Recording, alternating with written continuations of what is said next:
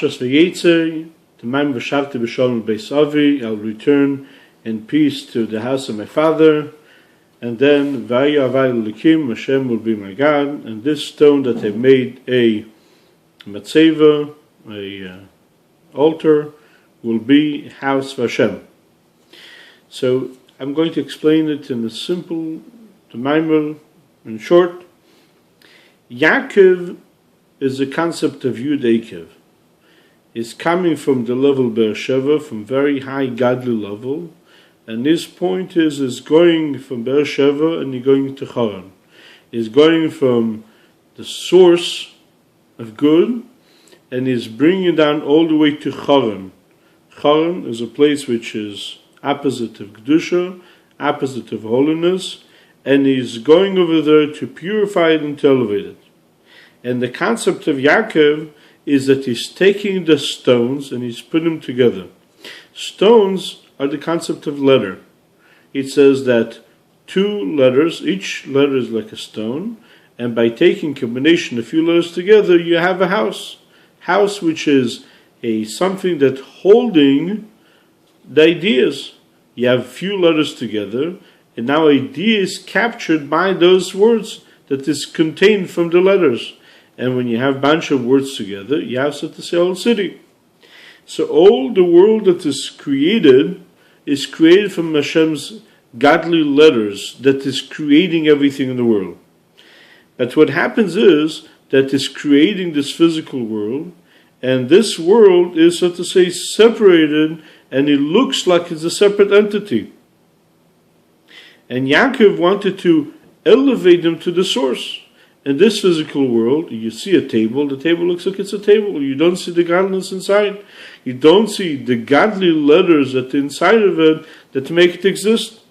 And Yaakov wanted to take all of those letters and bring them back to the source.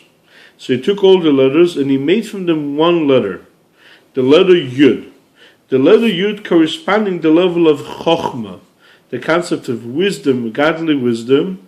In the level of Chokhmah, which is godly wisdom, everything is completely nullified to Hashem.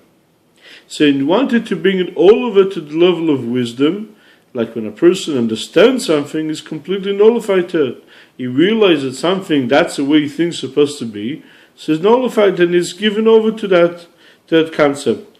And his idea was to bring it all of these letters that are in the world that seems to be as a separate, and they are, so to say, screaming out that we are our own existence, to bring it to the level of Yud.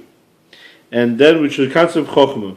And then afterwards is pouring Shemen al Reisha, is pouring oil on top of this stone to bring the level of Chokhmah that it should be brought down all the way to these physical things.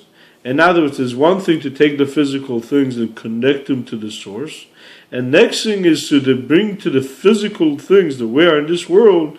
When a person is learning a certain concept, what's going on, and is learning, it has to be that it should be with that the same fear and the same trembling as in time of receiving the Torah, which was then revelation at the level of Chokhmah. So this is the concept that he poured the oil on top.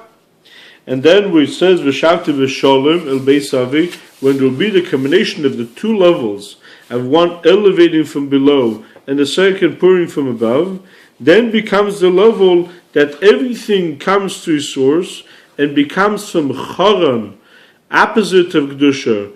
When Nichar Greini, Gorin is a concept of the throat, where the letters come from. In other words, the source of everything created in this world.